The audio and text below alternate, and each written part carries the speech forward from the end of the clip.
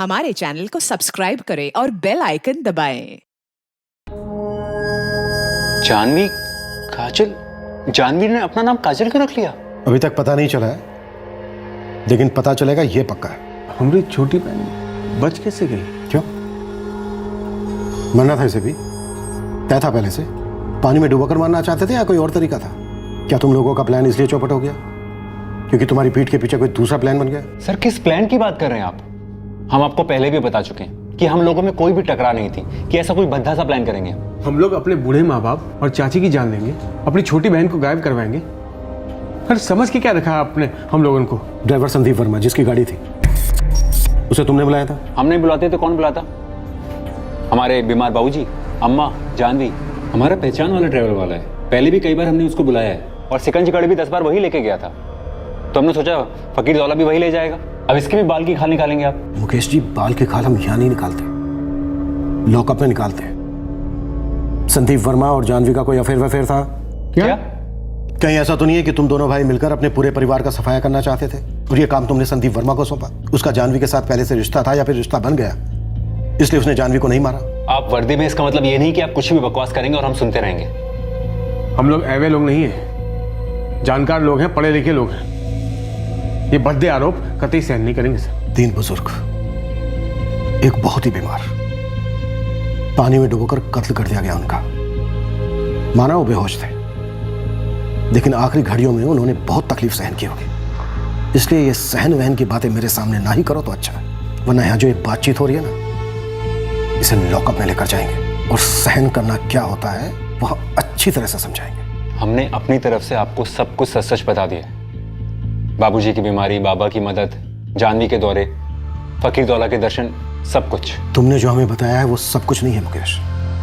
बहुत कुछ है जो सामने आने से रह गया है, और जो रह गया है वो हमें बताएगा कि प्लान क्या था, प्लान कहां से शुरू हुआ, मोड़ कहां लिया गया और कौन सा मोड़ था जो छूट गया।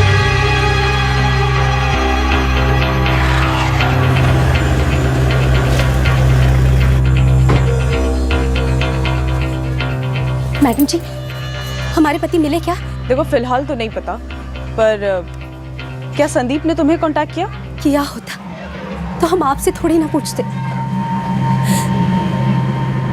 आप लोगों को बहुत बड़ी गलतफहमी हुई है संदीप जी को लेकर। वो कभी किसी को सपने में भी मारने का नहीं सोच सकते। बहुत ही सीधे इंसान है।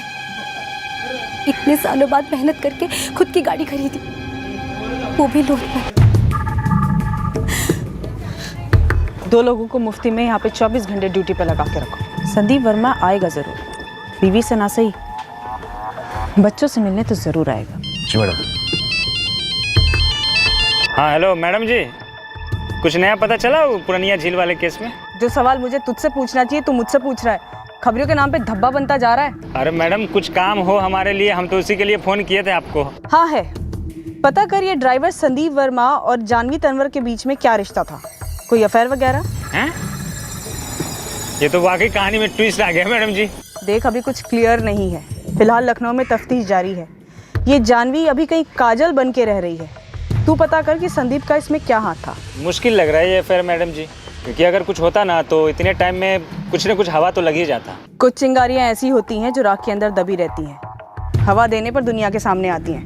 फिलहाल तू काम पे लग जा। पुलिस वाले सटिया गए, समझ में आता है किशन भैया, मगर आप भी जानवी और उस ड्राइवर संदीप को मिलाने के लिए हम पूरे खानदान को खत्म कर देंगे, ये कहना चाहते हैं आप? अरे तुम लोगों के बीच में क्या था हमें नहीं पता, पर इन सब चक्कर में हमारी मालती की जान बिना वजह चली गई। उनको तो कुछ पता ही नहीं था। अच्छा जी, हम लोगों को भी उतना ही पता था जितना आपको पता था। वो तो हमें अभी पता चला कि जानवी जिंदा है। पुलिस को शक है कि संदीप के साथ उसका चक्कर चल रहा है और शायद उन दोनों ने मिलकर ये सब कुछ किया है। उस ढाबे पर रुकने की बात संदीप ने कही थी, याद है हमको। अरे वो दाल मखनी सबसे ज्यादा फेमस है संतराम ढाबे की, और बाकी खाने बहुत बढ़िया मुकेश भैया। हाँ ठीक कह रहे हैं चाचा जी, हमें भी याद है संदीप ने ही कहा था कि हमें इसी ढाबे पर रुकना चाहिए। मुकेश, तुम सब और जानवी एक ही छत के नीचे रहते थे, क्योंकि हम तो इस घर में रहते नहीं थे। तुम लोगों को कैसे पता नहीं चला कि जानवी का कोई चक्कर चल रहा है इस संदीप के साथ? घर में किसी ना किसी को तो पक्का पता चला होगा, और इस वक्त भी कोई ना कोई जानबूझकर चुप है। जानवी और संदीप वर्मा का अफेयर होना नामुमकिन नहीं था। होता है कुछ ऐसे अफेयर, जिनकी भनक तक नहीं लगती, घर वालों को भी नहीं। पर अगर घर में इस बात की किसी को भनक नहीं थी तो क्या जानवी और संदीप वर्मा सिर्फ जानवी के घर वालों के डर की वजह से ऐसे भयानक कांड पे उतर आए? शायद इनका इस्तेमाल किया गया हो, कोई जानता हो इस अफेयर के बारे में और इनको मोहरा बनाया गया हो बाकी घर वालों को मारने के लिए।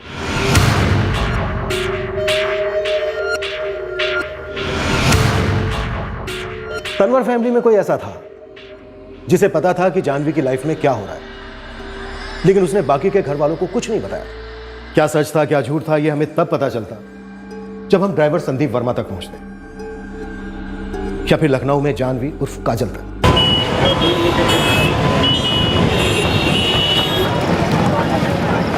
ये काजल का फोटो कल हमारे थाने में आया। ये कौन? सुरेश अवस्थी नाम लिखा हुआ है। ये काजल के फोटो के साथ इस सुरेश अवस्थी का फोटो भी आया। केस क्या है? सिविल कोर्ट में एक एडवोकेट है चंद्रेश उपाध्याय, उन्होंने इन दोनों फोटोज को भेजा और इनकी डिटेल्स पता करने को बोला। ये दोनों उनके पास क्या कर रहे थे? अवधेश जी, हमें इस कपल का कुछ ठीक नहीं लग रहा है। किस बात का शक हो रहा है आपको एडवोकेट साहब? कल ये कपल आया था हमारे पास। लड़की ने अपना नाम काजल शर्मा और लड़के ने सुरेश अवस्थी बताया। बोले कि कोर्ट मैरिज करना चाहते हैं। हमने उनसे डॉक्यूमेंट मांगा, फोटो पकड़ा दिए। वो मैं अभी भेज रहा हूँ आपके पास। फिर मैंने इनसे कल यानी कि आज आने के लिए कहा, पहचान पत्र के साथ। दोनों आए ही नहीं। मुझे कुछ गड़बड़ लग रही है। घर वर से भागे हुए लगते हैं। लड़की काफ़ी यंग है, नाबालिग हो सकती है। जरा देखिए ना। और उपाध्याय जी ने इन दोनों फोटोज को भेज दिया। ये दोनों काजल और सुरेश एडवोकेट के पास शादी करने गए थे? हाँ, ऐसे ही कुछ है। हमने अभी तक इस पर कोई कार्रवाई शुरू की नहीं है। वो कांस्टेबल उनकी फाइल लेकर आ रहा था तो हमारे खबरी अली उसे देख लिया और एकदम दो और दो मिला दिया। उसके पास आपके जानवी तनवर की केस डिटेल भी थी और फोटो भी। सुरेश अवस्थी? अब ये केस में लेट एंट्री कैरेक्टर कौन है? ये काजल जो 100% जानवी है, इस लड़के के साथ शादी करने गई थी, लेकिन वकील को कुछ गड़बड़ लगा और ये लड़की नाबालिग भी लगी, तो उसने फटाफट इनकी तस्वीरें पुलिस स्टेशन भिजवा दी। अब इस केस की कड़ियां मिलने लगी हैं। तुम काजल उर्फ जानवी और सुरेश अवस्थी के पीछे लग जाओ। सुरेश अवस्थी? नहीं सर, ये नाम तो हमने पहली बार सुना है। और सर, हमारी जानवी सुरेश अवस्थी के साथ लखनऊ में क्या कर रही है? ठीक है सर। आरती, जानवी किसी सुरेश अवस्थी नाम के लड़के को जानती थी? हमको तो नहीं पता। न कभी जानवी से इस बारे में कोई बात हुई और न अम्मा ने कभी कुछ कहा। पुलिस का कहना है कि हमारी जानवी लखनऊ में काजल के नाम से रह रही है और किसी सुरेश अवस्थी नाम के लड़के के साथ कोर्ट मैरिज करना चाहती है। इसका मतलब? हम तो इस घर में रहते नहीं थे ना साहब, तो हमको कैसे मालूम पड़ेगा? अब ये सुरेश अवस्थी है कौन? इस सुरेश अवस्थी की फोटो 10 मिनट में पहुंच जाएगी हमारे पास लखनऊ से। तुम और मुकेश तुरंत यहाँ पहुंचो। अगर जानवी तनवर काजल शर्मा बनी है तो फिर हो सकता है सुरेश अवस्थी भी कोई और ही हो। अब देखते हैं तुम लोग उसे पहचान पाते हो या नहीं। ये क्या हो रहा है अपने परिवार के साथ? पहले जीवन भैया गए, फिर पापा जी की तबीयत इतनी खराब हो गई, लकवा मार गया उनको, फिर इतना भयानक कांड, और अब जानवी। पता नहीं क्या हो रहा है। पता नहीं किसकी बुरी नजर लग गई हमारे परिवार को। चुप कर! ये बुरी नजर वजह की बातें न छेड़ना। ये पागलपन साला खा गया हमारे परिवार को। मैडम, सीमापुर में किसी को भी इस संदीप वर्मा और जानवी के बीच कुछ हो ऐसा कुछ पता नहीं चला। इस ड्राइवर संदीप को काफी अच्छा सीधा आदमी बताते हैं लोग। लालो, इस ड्रामे की कास्टिंग चेंज हो गई है। इस लव स्टोरी में संदीप वर्मा का किरदार कोई सुरेश अवस्थी निभा रहा है। ये उसकी तस्वीर। ये सेकंड हीरो कहाँ से आटपका मैडम? ये हीरो है या विलन, ये तो वक्त ही बताएगा। और इस फैमिली में क्या चल रहा है और क्या नहीं चल रहा है, ये भी वक्त ही बताएगा। फिलहाल इस वक्त मुझे सुरेश अवस्थी का पूरा फ्लैशबैक चाहिए। सिविल कोर्ट में छोटा सा केबिन है हमारा। छोटे बड़े लोग आते हैं छोटे बड़े केस लेकर। परसों का दिन था और हम बैठे थे, चाय पी रहे थे। जैसे कि अभी नमकीन मंगाए? यहाँ बहुत अच्छी नमकीन मिलती है लक्ष्मी हलवाई के यहाँ। जी नहीं, शुक्रिया। दरअसल हमें काजल शर्मा और सुरेश अवस्थी के बारे में पूछना था। आपने सिटी पुलिस को उनकी फोटो देकर हमारे एक बहुत ही पेचीदा और विचित्र से केस की कड़ियां जोड़ी। ये तो बहुत अच्छी बात है ना जी। प्लीज आगे बताइए। चाय पी रहे थे तभी वो दोनों एंटर किए हमारे केबिन में। लड़के की उम्र लगभग 25 साल थी, सुरेश अवस्थी नाम था, और लड़की की उम्र कुछ कच्ची थी। आइए बैठिए, बताइए क्या सेवा करें? वो हमको शादी करनी है। बाहर किसी से पूछा तो कहा कि आपसे मिलने के लिए। देखिए, केबिन छोटा है हमारा, लेकिन केस कोई छोटा नहीं होता हमारे लिए। और न कोई केस बड़ा होता है। घरेलू झगड़ों से लेके डाइवोर्स तक सब यूं ही हल कर देते हैं हम। बीच बीच में शादी वादी भी आ जाती है। तो कब कर सकते हैं शादी? यहाँ झट मंगनी पट ब्याह नहीं होता कोर्ट में। एक अर्जी देनी पड़ती है, कागजात सबमिट करने पड़ते हैं, तब जाके कोर्ट से डेट मिलती है। थोड़ा बहुत वक्त तो लग ही जाता है। और थोड़े बहुत कागजात। फोटो लाए हैं आप लोग? हाँ, फोटो लाए हैं।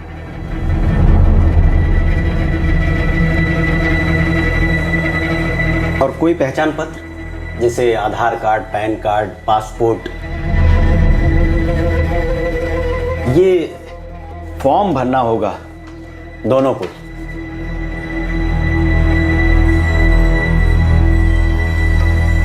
सर शादी आज नहीं हो सकती? अर्जी सबमिट होगी, कोर्ट तारीख देगी, कागजात लगेंगे, फिर जाके होगी शादी। वो तारीख आज की नहीं हो सकती? नहीं, शादी का सर्टिफिकेट आज नहीं मिल सकता? मैरिज सर्टिफिकेट कोई सिनेमा का टिकट नहीं है कि आधे घंटे लाइन में खड़े हो गए और बैठ गए बालकनी में। आप लोग पहचान पत्र ले आइए। कल परसों तक शायद हो सकता है कोर्ट डेट दे दे। कोई प्रॉब्लम है? नहीं, मतलब हाँ, वो हम लोग डॉक्यूमेंट और कागजात वगैरह कुछ लेकर आए नहीं अपने साथ। घर से नहीं लाए? जी। मतलब जहाँ से भाग के आए हो? सर बिना डॉक्यूमेंट्स के शादी करा दीजिए प्लीज। नहीं, अगर कुछ एक्स्ट्रा लगे तो दे देंगे। हमारे पूरे लखनऊ में, हम तो कहते हैं हमारी पूरी यूपी में, कोई माई का लाल बिना डॉक्यूमेंट के आज असली मैरिज सर्टिफिकेट दिलवा देना तो ये दुकान बंद करके लक्ष्मी हलवाई के पास बैठ के जलेबी तलेंगे। ठीक है, हम लोग एक काम करते, हम लोग कल आते सारा कागजात वगैरह लेकर। चलो कासिम। अरे सुनो तो, माना कि हम बहुत बड़े वकील नहीं हैं, पर हैं तो कानून के पक्के हम भी। सूंघ के हमने पता कर लिया कि भैया कुछ तो गड़बड़ जरूर है। हम भी ठहरे बाल बच्चे वाले, समझ सकते हैं कि बच्चे भगाए गए हैं या भागे हुए हैं। और तभी हमने सब इंस्पेक्टर अवधेश जी को फोन लगाया। उन्होंने अपना कोई एड्रेस दिया, फोन नंबर? कुछ भी नहीं। कागजात की बात करते ही भाग खड़े हुए दोनों। फोटो वापस लेना भूल गए जल्दबाजी में, वरना वो भी हाथ नहीं लगती। अली खाता तो खुल गया, लेकिन अभी दिल्ली बहुत दूर है। मुझे इस काजल उर्फ जानवी और इस सुरेश अवस्थी उर्फ पता नहीं कौन, इन दोनों तक जल्द से जल्द पहुंचना है। जनाब, अगर ये लखनऊ में ही हैं तो जरूर किसी लॉज पॉज में नकली नाम के सहारे दुबक कर बैठे होंगे। अली, सीमापुर से जितनी भी डिटेल्स मिल पाएंगी मैं तुझे भेजता रहूंगा। बारीकी से छानना, multiple murder case. Suresh Awasthi नाम है इसका? जानते हैं क्या इसको? नहीं, हम ऐसे किसी अजनबी को नहीं जानते हैं। शायद हम देखे हैं इसको। कहाँ, कब? देखे तो है इसको, एक बार मिले भी हैं। हाँ याद आया, एक ही बार तो मिले थे। मुकेश भैया की दुकान पे ना ये हमसे टकराया था।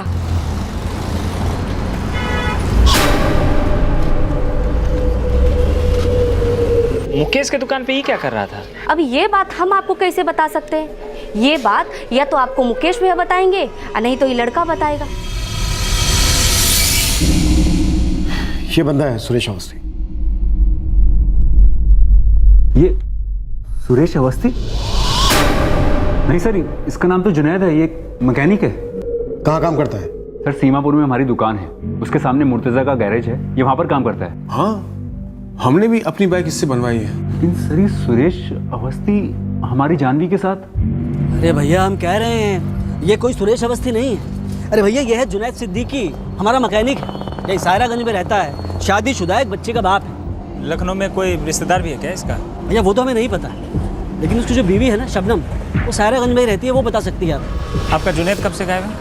अरे नहीं भैया, गायब वायब नहीं है। अभी एक हफ्ता पहले अचानक से आकर बोला कि भैया नौकरी छोड़ रहे हैं, सायरागंज में अपनी बीवी बच्चों के पास रहेंगे। तो वहीं पर अपना गैराज खोलने की बात कर रहा था। अपना काम शुरू करना चाहिए, बिला शक शुरू करना चाहिए, लेकिन ऐसे अचानक से कैसे? अगर 1-2 महीने पहले तुमने बता दिया होता तो हम तुम्हारी जगह किसी और को बुला लेते। सॉरी मुर्तजा भाई, बोलना चाहिए था, लेकिन सब कुछ एकदम अचानक से हो गया ना, इसीलिए। अचानक से क्या हो गया भाई? मेरा मतलब सब खैरियत? हाँ, सब खैरियत। वो हमारी बेगम है ना शबनम, वो अचानक से अकेली पड़ गई है। उसकी अम्मी उसके बहन के यहाँ चली गई, तो हमने सोचा कि जब जाना ही है तो अभी क्यों ना चले जाएं। बस वो ये बात बोल के निकल के चला गया। शादी? सर कुछ गलत फहमी है, या फिर कुछ खिला दिया होगा इस जुनैद ने हमारी जानवी को। आप मिले नहीं ना काजल से, हो सकता है वाकई में वो काजल है और हमारी जानवी नहीं। हम शक्ल है, डबल रोल।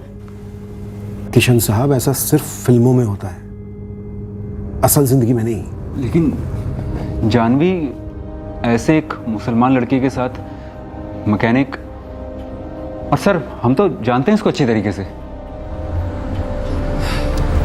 मुकेश भैया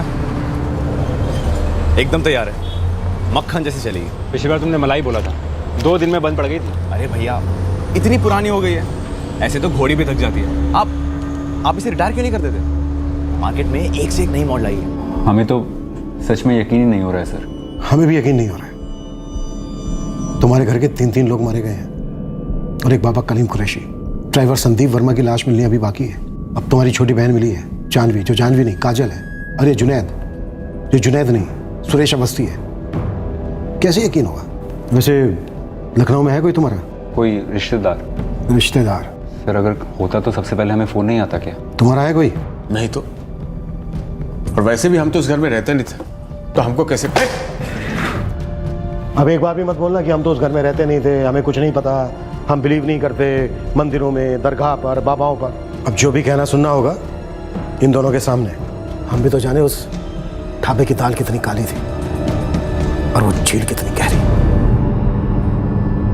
जानवी और जुनैद का अफेयर, किसी को तो पता था इसके बारे में? शायद बाबा कलीम कुरैशी ही उनका साथ दे रहा था।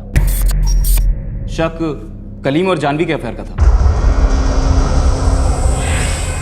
पर बाबा कलीम दरअसल जुनैद और जानवी के रिश्ते को हवा दे रहा था पनपने में, और फिर साजिश में बाबा कलीम को रास्ते से हटा दी गया ताकि कोई निशानी न छूटे। इस अफेयर की निशानी किसी ने बहुत पहले पकड़ ली थी। इस पूरी साजिश का एक इतिहास भी था, पीर वाजिद की दरगाह के दौरे से लेकर फकीर दौला की दरगाह तक। अपना शक सही निकला जनाब, और निशाना भी सही जगह लगा है। एड्रेस लिख लो, शिवशंकर लॉज, बड़ी मस्जिद के पीछे। और हाँ, वहाँ के रजिस्टर में दोनों ने अपना फर्जी नाम दिया हुआ है, काजल शर्मा और सुरेश अवस्थी। तुम वहीं रोके रहना, मैं टीम लेके पहुंच रहा हूँ।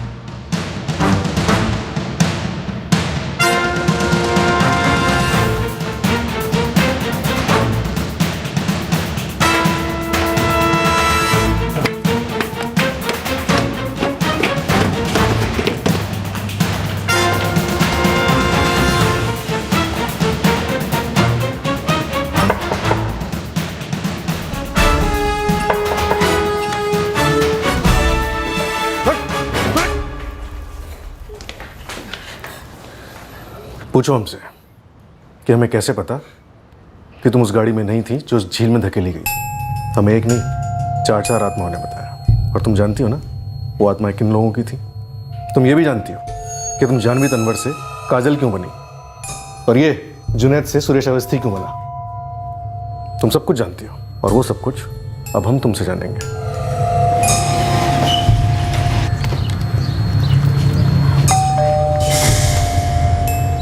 भाभी किशन भैया है का? तुम मिले का जानवी से? जानवी और जुनैद को लखनऊ से लाया जा रहा है। क्या बोली जानवी? हवलदार बोला पूछताछ करना बाकी है अभी। ये जो जुनैद है, इसका हमारी जानवी के साथ किसको पता था रे? पता नहीं किशन भैया, हम तो ये सोच के हैरान है कि हमारी जानवी इतनी बड़ी हरकत कैसे कर सकती है, वो भी बिना किसी की मदद से।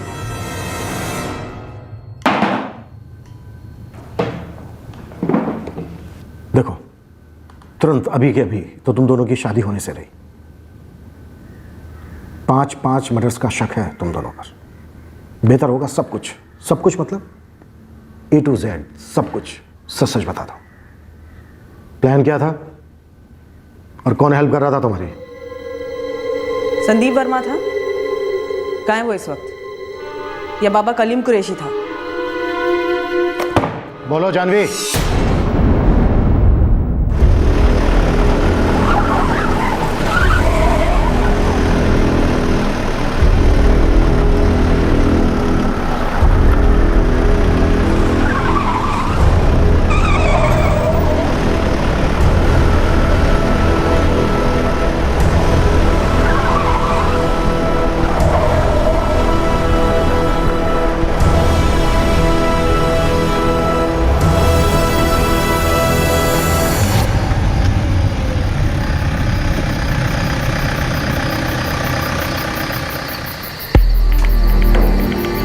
जुनैद, तुम यहाँ?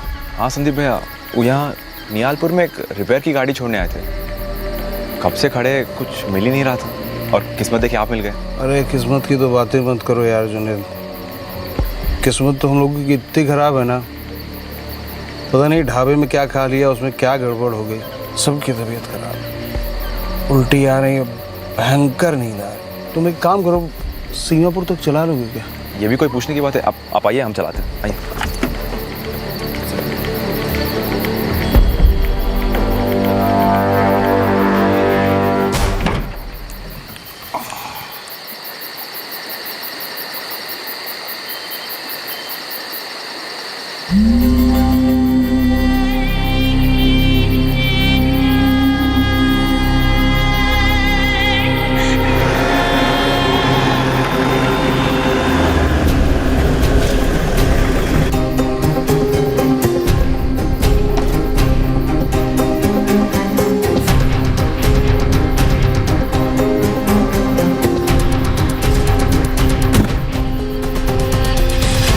कहीं छुप जाओ, हम काम खत्म करके आते हैं।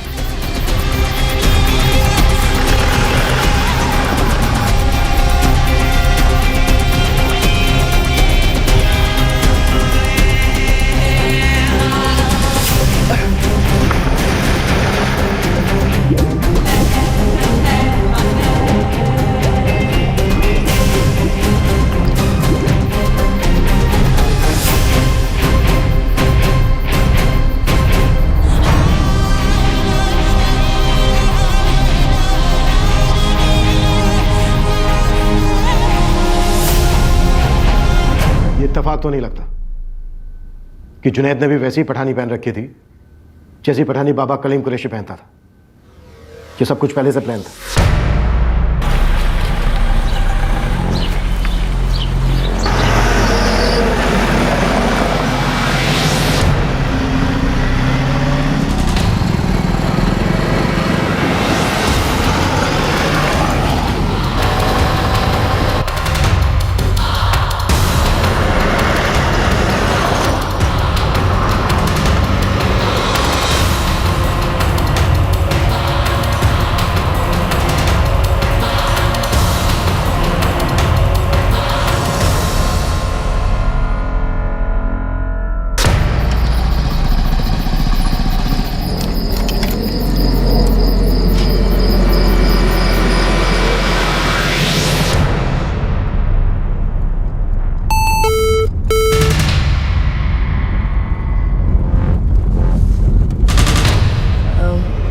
मुकेश भैया, कहीं खाने के लिए रुके क्या? अरे वो दाल मखनी सबसे ज्यादा फेमस है संतराम ढाबे की, और बाकी खाने बहुत बढ़िया मुकेश भैया, वही खाते हैं। हाँ, रात 9 बज गया है तो खा ही लेते हैं। बाबूजी के भी दवाई का टाइम हो गया है ना, तो कुछ खा लेते हैं। अच्छा संदीप, ये संतराम ढाबा कितनी दूर है आगे? अरे बस यही रहा, 2 मिनट में आ जाएगा। तो ये भी इत्तेफाक नहीं था कि खास उसी संतराम ढाबे पर गाड़ी रोकी गई और गाड़ी का पीछा किया गया। और तू जुनैद, जाहिर सी बात है ढाबे पर खाने में नींद की गोलियां तूने मिलाई। अब हम बेसब्री से ये जानना चाहते हैं कैसे। रे पंकज, 7-8 का ऑर्डर रेडी है रे, ले जा फटाफट।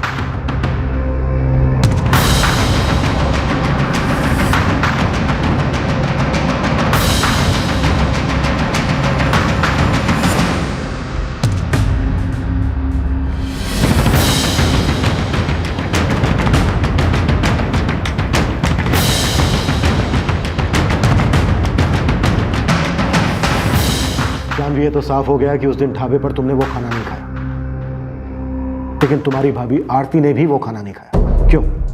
क्या वो भी साजिश का हिस्सा थी?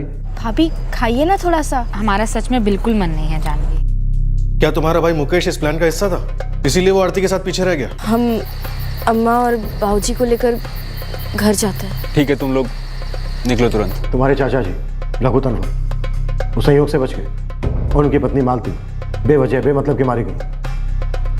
कि हो क्या रहा था जानवी? क्या बाबा कलीम कुरैशी ने खाना खाया था? क्या वो भी इसी प्लान का हिस्सा था, इसी वजह से मारा गया? ये प्लान फकीर दौला दरगाह पे जाने की रूहानी मांग से पहले ही बनाया गया था क्या? तुम्हारा अपने बाबूजी के लिए प्यार भक्ति ये सब ढोंग था ना? नहीं, नहीं सर, ये झूठ है। मैं अपने बाबूजी से बहुत बहुत प्यार करती थी। मैं बस उन्हें ठीक होते हुए देखना चाहती थी। बेहोश करके गाड़ी में बिठाकर धक्का देकर झील में डुबोने से कोई कैसे ठीक हो सकता है जानवी? वो तो मर जाता, जैसे तुमने अपने बाबूजी को मार डाला, अपनी मम्मी को मार डाला, अपनी चाची को मार डाला, बाबा कलीम कुरैशी को मार डाला, और वो भी इसके लिए, इस जुनैद के लिए। कैसे आया ये तुम्हारी जिंदगी?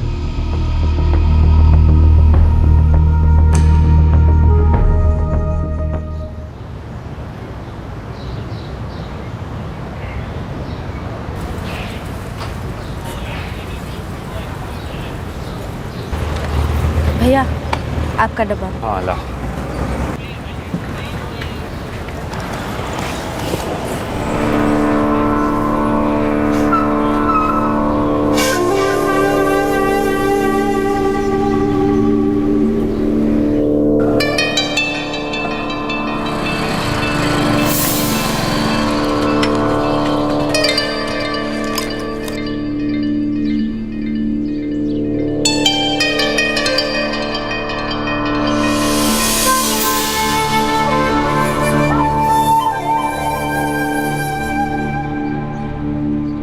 तुम अपने किशन भैया के लिए भी डब्बा लेकर क्यों नहीं जाती? और भी ज्यादा टाइम मिलेगा हम दोनों को। पागल हो क्या? उनके लिए तो जया भाभी बनाती है ना टिफिन। उनकी रसोई अलग है, घर अलग है, सब अलग है। देखना एक दिन तुम हमारे लिए भी डब्बा बना कर लाओगी। खुद अपने हाथों से बना के लाएंगे एक एक चीज। लेकिन सबके सामने ये हो पाएगा? हम मुकेश भैया को रोज खाना देने जाते थे। वहाँ हमारी जुनैद से फ्रेंडशिप हो गई और प्यार हो गया, और हमारा प्यार सच्चा था। जुनैद मियाँ, तुम कोई 18 साल के बाली उम्र के बालक तो हो नहीं। इन मैडम की तरह सिराजगंज में तुम्हारी अच्छी खासी फैमिली है, बीवी शबनम, बेटी ज़ारा। तो क्या तुम्हारे इतिहास के बारे में पता है इन मैडम को? सब कुछ पता था। हमने जानवी को सब कुछ साफ साफ बता दिया था, है ना जानवी? अगर प्यार नहीं करते सच्चा वाला तो सच बताते ही क्यों? अगर पहले से शादीशुदा हो तो हमसे दोस्ती काहे की? क्यों पड़वाए हमें अपने प्यार में? क्योंकि जानवी, हमारी शादी हमारी मर्जी से नहीं हुई थी। जबरदस्ती उस शबनम को हमारे गले बांध दिया गया था। लेकिन प्यार हमने अपनी मर्जी से किया है, सच्चे दिल से, पूरी शिद्दत से, वो भी तुमसे। सच कह रहा है। पता चला किसी तीसरी को भी ऐसा ही कह रहे हैं। अरे वो जानवी तो जबरदस्ती हमारे गले पड़ गई थी। जानवी ऐसे क्यों बोल रही हो? तुम्हारे लिए हम गला काटेंगे, पूरा दुनिया का और खुद का भी। इतना प्यार करते हैं तुमसे।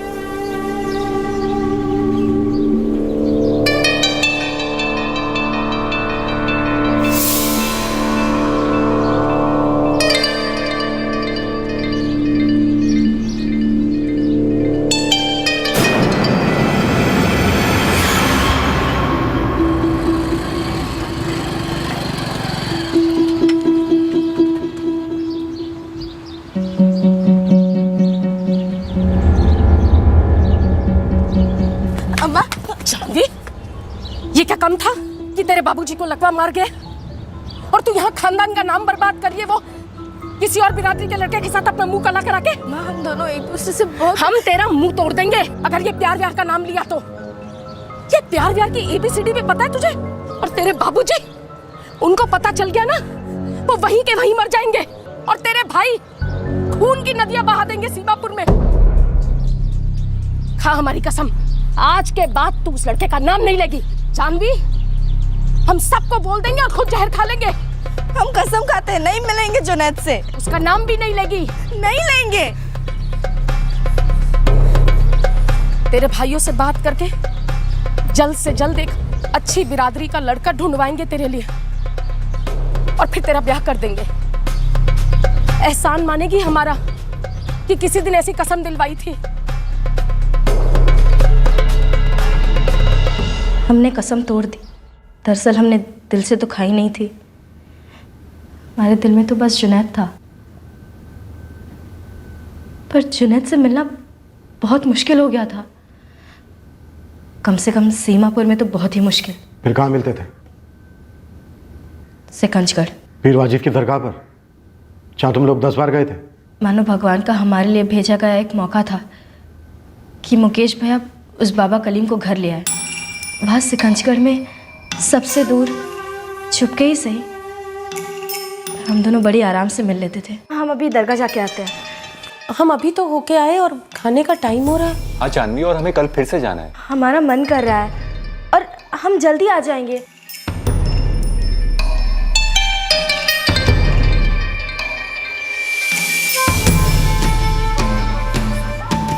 शिकंजगढ़ में एक दिन ऐसा नहीं था जब मैं जुनैद से नहीं मिलती, और वहाँ हम काफ़ी देर साथ रहते, करीब रहते, काफ़ी करीब।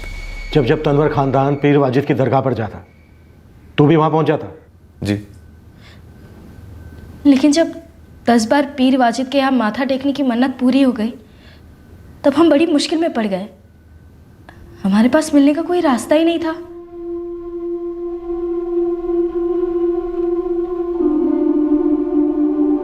हम चले?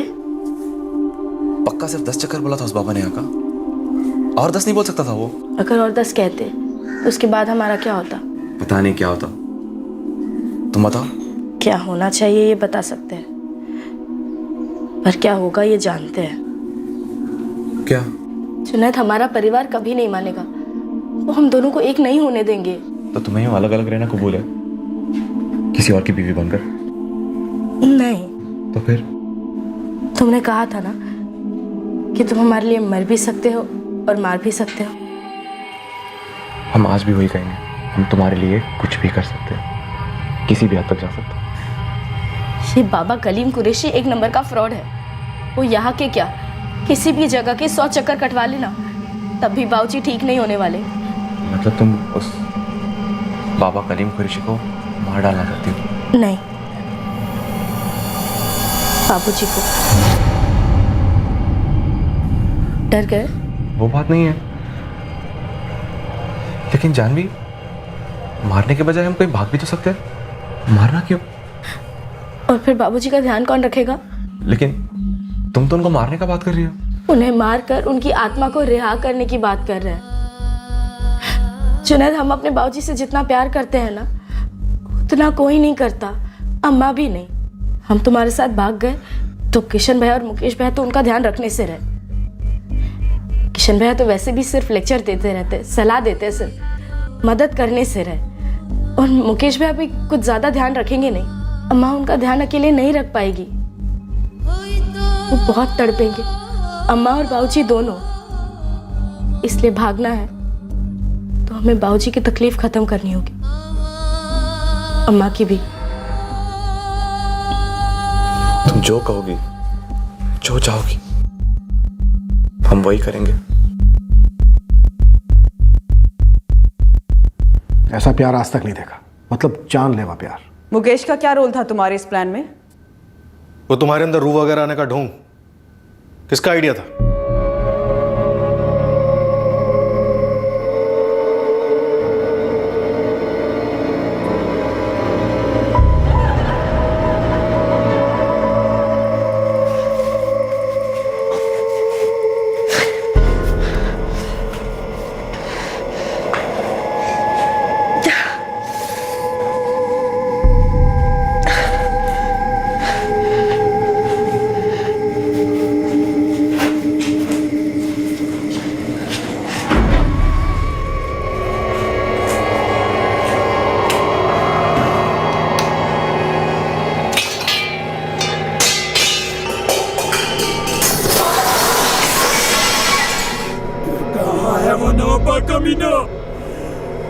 कहाँ है वो नौबत कमीना?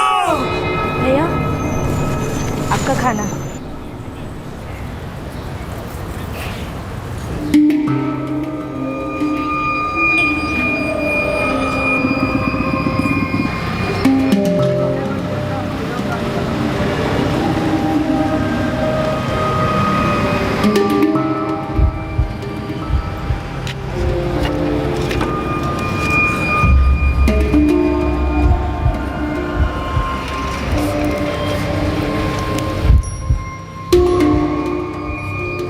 रूहानी मिशन कामयाब। हम फ़कीर दौला की दरगाह जाने वाले हैं। ये ढोंगी बाबा कलीम कुरैशी बुरा फंस गया, थोड़ा डरा हुआ भी है। उस पाखंडी को लग रहा है कि सच में हमारे अंदर रूह आती है जो फ़कीर दौला जाने की मांग कर रही है। हम सबके जाने का प्लान बना है, तुम पीछे पीछे आना। तो प्लान पूरी फैमिली के सफाया का था, किशन और जया को छोड़कर। उन्हें तो मेरी वैसे भी कुछ पड़ी नहीं थी। अगर सब चले जाते और सिर्फ वो रह जाते, तभी वो मेरे और जुनैद की शादी में टांग नहीं अड़ाते। ज़्यादा से ज़्यादा क्या करते, तो लेक्चर देते। और चाचा चाची ने तुम्हारा क्या बिगाड़ा था? कुछ नहीं, उनको मारने का प्लान नहीं था। वो तो अचानक आदम के घर पे उस सुबह वो जिद करने लगे कि वो भी चलेंगे फ़कीर दौला। बाबूजी ने कहा कि ले चलते हैं, और हम कुछ नहीं कर पाए। और वो ढोंगी बाबा कलीम, उसे भी मारने का कोई प्लान नहीं था, पर वो भी बेवजह चिपक गया। कहने लगा कि हम खुद चलेंगे फ़कीर दौला की दरगाह पे। तो तुम्हारे आरती भाभी की सच में तबीयत बिगड़ी थी, इसलिए मुकेश उनके साथ पीछे रह गया था, और तुम्हारे चाचा रघु भी, इसलिए वो सबके सब बच गए। और ड्राइवर संदीप वर्मा, वो भी बेकसूर। वो इसलिए मारा गया कि वो भी तुम्हारे साथ था। इतने सारे अपनों की, परायों की लाशों पर खड़े होकर तुमने इसके साथ गृहस्थी बसाने की सोची। सोचा अपना नाम बदलकर, शहर बदलकर तुम्हारे सारे जुर्म, सारे पाप धुल जाएंगे। अबे जुनैद, तेरी बीवी तेरी मिसिंग कंप्लेंट लिखवाती तो पुलिस तेरे पीछे पड़ती नहीं पड़ती। हम शबनम और जारा दोनों को ही छोड़ चुके थे। अब वो हमारी जिंदगी का हिस्सा नहीं है। बेटा, अब तेरी खुद की जिंदगी भी तेरा हिस्सा नहीं है। 5 मर्डर्स के इल्जाम हैं तुम दोनों पर। उमेश तनवर, माधुरी तनवर, मालती तनवर, बाबा कलीम कुरैशी, ड्राइवर संदीप वर्मा, जिसकी लाश मिलनी अभी बाकी है। इन 5 लोगों का भयंकर तरीके से मर्डर किया है तुम लोगों ने। जानवी, तुम सच में 18 क्यों ना? तुमने ये कैसे सोच लिया कि तुम अपने पूरे परिवार को मारकर चैन की जिंदगी जी सकते हो? तुम्हें डर नहीं लगा कि उन सब की आत्माएं, रूह तड़पाएंगी तुम्हें? सर, अगर हम जुनैद से शादी ना करते और अम्मा के किसी बताए लड़के से शादी कर लेते, तब भी तो हम तड़पते ना। अगर हम जिद करते कि हमें सिर्फ जुनैद से शादी करनी है, तो वो हमें मरवा देते, और फिर आप यहाँ बैठ के हमारे परिवार वालों से ये सवाल करते कि अपनी बेटी को मारकर आप लोग चैन से कैसे जी पाएंगे? सही ना सर?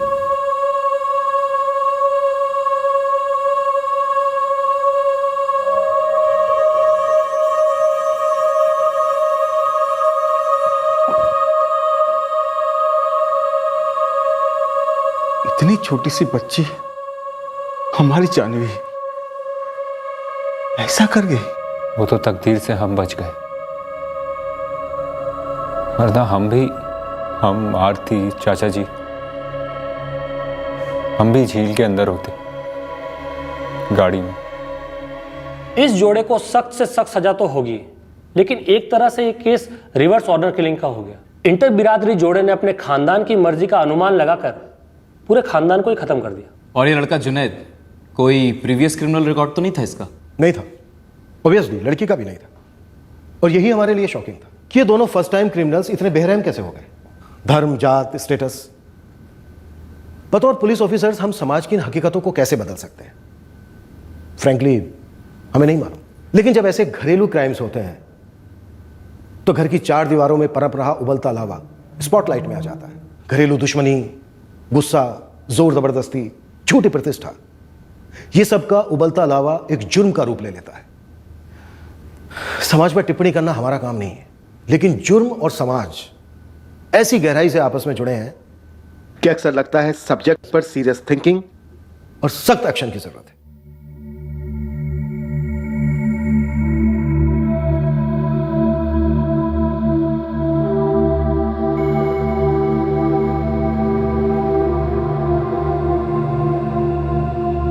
संदीप वर्मा की लाश अभी तक मिसिंग है। जहानवी और जुनैद पर आईपीसी की धारा 302 के तहत हत्या के लिए और धारा 201 के तहत सबूत मिटाने के चार्जेस लगाए गए हैं। फिलहाल दोनों जुडिशियल कस्टडी में हैं। हम सब इंसान तो हैं, लेकिन इंसानों में धर्म, जाति, वर्ण वगैरह के कारण भेदभाव एक हकीकत है जो हमारी पहचान बनती है। और ये सोच सिर्फ हमारे देश तक ही सीमित नहीं है, ये एक यूनिवर्सल एहसास है।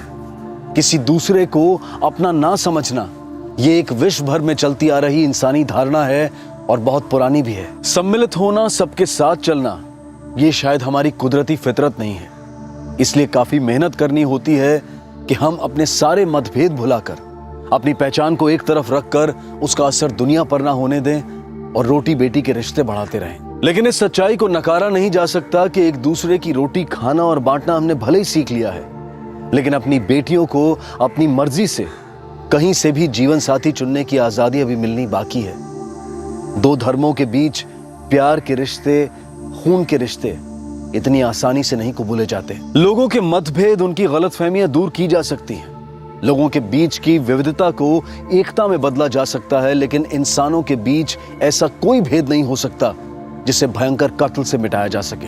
अगर बिल्कुल नकारात्मक नजरिए से देखा जाए तो जुर्म एक तरीके से सारे मतभेद मिटा देता है और इंसान को सिर्फ एक ही पहचान देता है और वो है क्रिमिनल की।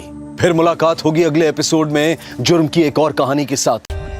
For more updates, subscribe to our channel, click the show links and enjoy watching the videos.